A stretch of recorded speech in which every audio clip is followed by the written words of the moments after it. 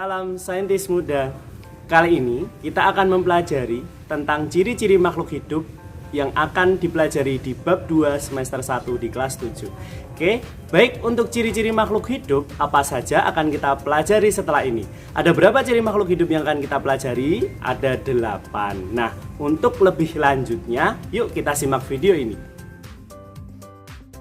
Kedelapan ciri tersebut diantaranya adalah 1. Bernafas, 2. Bergerak, 3. Tumbuh dan berkembang, 4. Berkembang biak, 5. Memerlukan nutrisi, 6. Ekskresi atau mengeluarkan zat sisa, ketujuh adalah adaptasi atau menyesuaikan diri, yang kedelapan adalah peka terhadap perangsang atau yang sering kalian kenal dengan iritabilitas.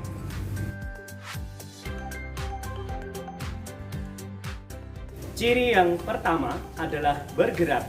Nah, gerak pada makhluk hidup ini nanti yang akan kita pelajari di video adalah gerak pada manusia, gerak pada hewan, dan gerak pada tumbuhan. Oke, yang pertama adalah gerak pada hewan. Mari kita simak. Yang pertama adalah gerak pada hewan.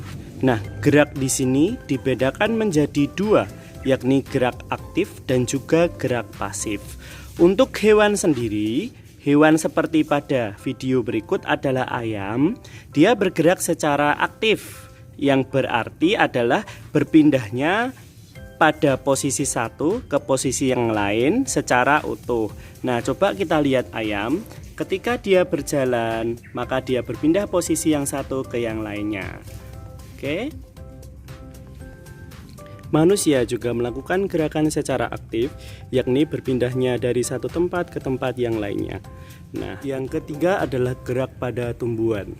Apabila kita melihat tumbuhan tergerak karena angin, ini bukan gerak tumbuhan ya anak-anak.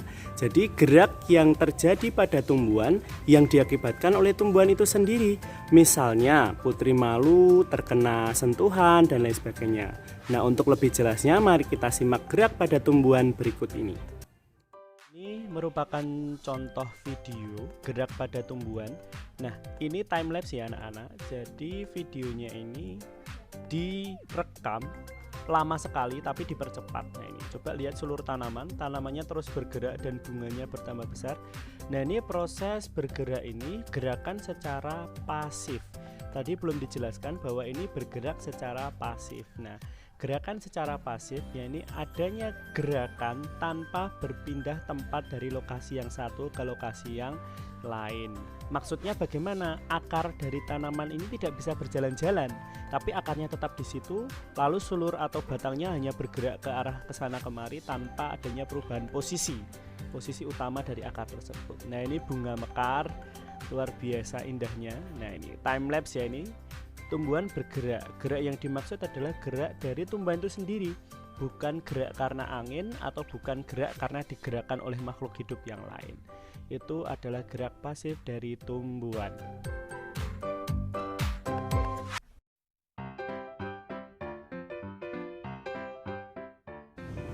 Bernafas. Bernafas adalah kegiatan menghirup oksigen dan mengeluarkan karbon dioksida beserta uap air. Bagaimana bernafas itu terjadi? Mari kita simak simulasi berikut.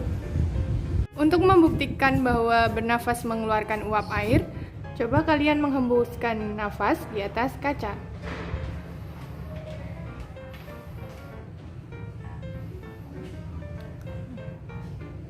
Nah, itu bukti bahwa bernafas mengeluarkan uap air.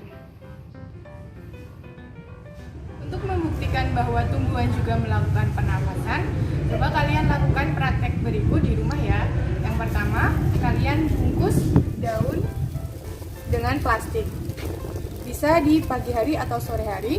Kemudian kalian lihat beberapa jam setelahnya, lihat apa yang terjadi, apakah tumbuhan terbukti bernafas atau tidak. Biasanya dia akan mengeluarkan seperti uap air. Nah, itu yang disebut dengan uap air atau hasil dari pernafasan. Selain manusia dan tumbuhan, makhluk hidup lain juga melakukan pernafasan. Di antaranya adalah jamur, bakteri, alga, dan lain sebagainya. Nah, perlu kalian ingat bahwa tujuan dari bernafas adalah menghirup oksigen. Nah, oksigen tersebut akan disalurkan ke sel-sel untuk keperluan metabolisme metabolisme, respirasi, dan juga menghasilkan energi.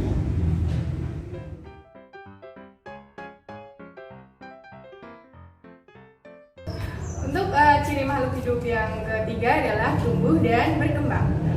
Apa itu tumbuh?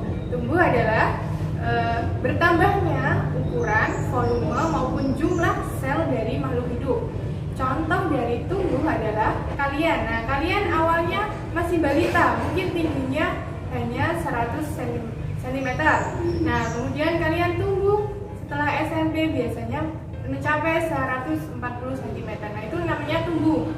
Selain itu ada juga yang namanya berkembang. Oke. Kalau yang tadi sudah disebutkan oleh Bu Vivi adalah tumbuh, Pak Vivi akan menjelaskan tentang berkembang. Oke. Jadi berkembang ini banyak versinya ya anak-anak semua. Ada yang mengatakan bahwa berkembang itu adalah perubahan perilaku atau perubahan sesuatu yang tidak bisa diamati begitu. Akan tapi di sini konteks IPA kita akan menjelaskan berkembang adalah munculnya sesuatu yang baru pada suatu makhluk hidup yang pada awalnya itu belum ada. Begitu Bu Vivi. Contohnya adalah misalkan kita mengetahui sebuah biji yang kita tanam, terus nanti pada saat pertama keluar akar. Nah, itu berarti tumbuhan itu berkembang, keluar akarnya, Bu.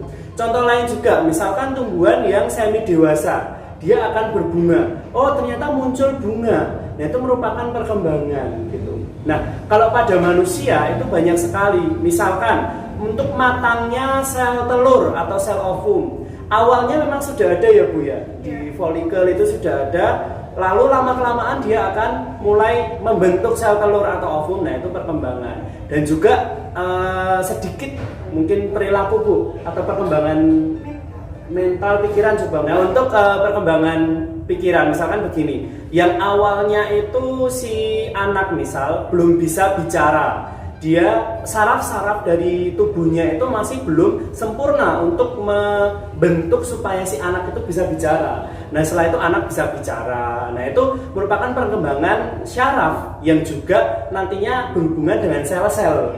Sel-sel yang awalnya belum membentuk sel-sel syaraf yang mampu bicara, akhirnya di otak dia mampu membentuk sel-sel syaraf yang bicara. Dari yang sebelumnya tidak ada menjadi ada, yang belumnya belum muncul menjadi muncul, itulah perkembangan. Sudah paham ya anak-anak tentang tumbuh dan berkembang?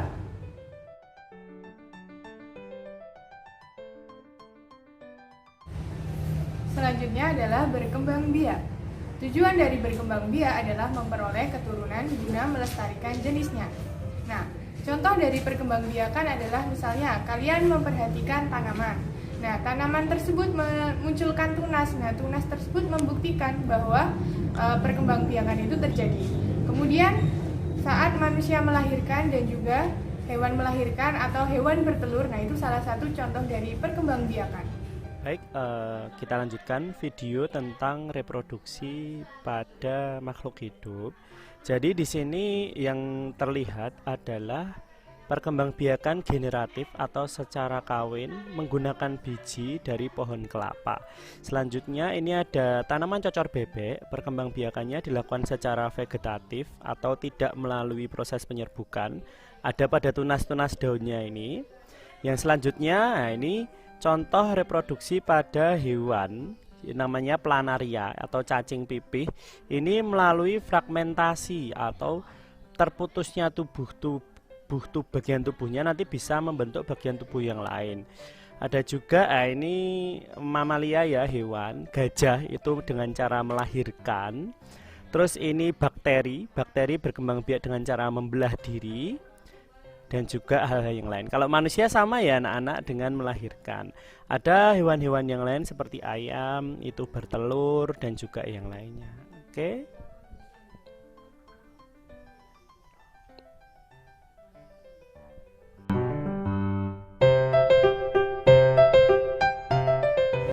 Yang selanjutnya yakni memerlukan nutrisi. Nah, untuk proses memerlukan nutrisi pada makhluk hidup, tujuannya adalah yang pertama untuk memperoleh energi. Yang kedua adalah sebagai kebutuhan proses metabolisme di dalam tubuh. Nah, metabolisme itu mencakup banyak hal yang proses-proses kimia terjadi di dalam tubuh. Yang selanjutnya adalah untuk proses tumbuh dan berkembang. Nah, untuk nutrisi yang masuk ke dalam tubuh tadi masih ada erat hubungannya dengan proses respirasi. Jadi oksigen yang masuk ke dalam tubuh dan nutrisi yang masuk ke dalam tubuh diolah dan dirombak sedemikian rupa melalui proses metabolisme menjadi energi, ada yang juga menjadi organ-organ tubuh, memperbarui sel untuk tumbuh dan berkembang dan lain sebagainya.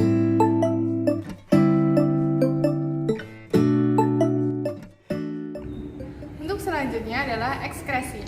Tujuan dari ekskresi adalah mengeluarkan zat sisa dari tubuh yang sudah tidak dapat digunakan lagi. Untuk organ ekskresi yang kita perlu tahu adalah satu, ada hati, kemudian ginjal, kemudian paru-paru, dan yang terakhir adalah kulit. Nah, kita bahas satu-satu organ ekskresi pada manusia ya. Untuk yang pertama adalah organ kulit. Nah, kulit kita mengeluarkan zat sisa berupa air, garam, dan juga minyak. Sedangkan untuk paru-paru kita seperti yang telah dibahas pada video sebelumnya mengeluarkan karbon dioksida dan juga uap air. Yang ketiga adalah ginjal. Ginjal kita mengeluarkan urin. Kemudian yang terakhir adalah hati. Nah, hati kita mengeluarkan zat-zat sisa obat maupun racun di dalam tubuh. Fungsi hati juga untuk menetralisir racun di dalam tubuh. Nah, sisanya itu akan dikeluarkan dari tubuh melalui organ yang namanya hati.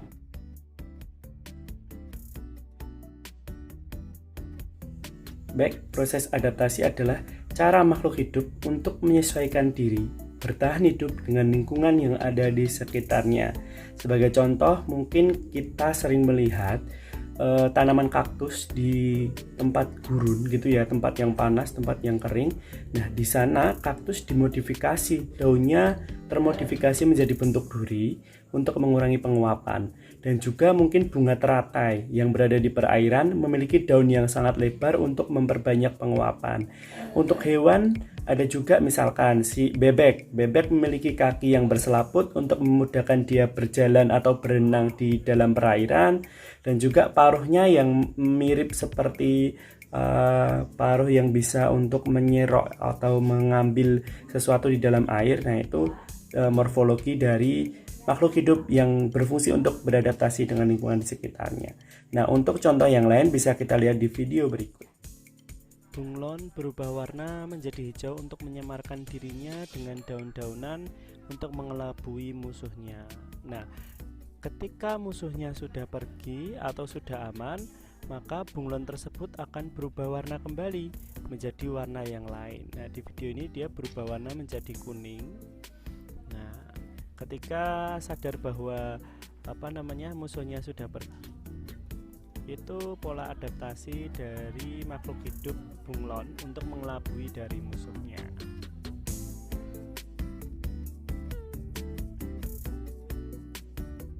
Baik, yang terakhir dari ciri makhluk hidup yaitu peka terhadap rangsang atau iritabilitas.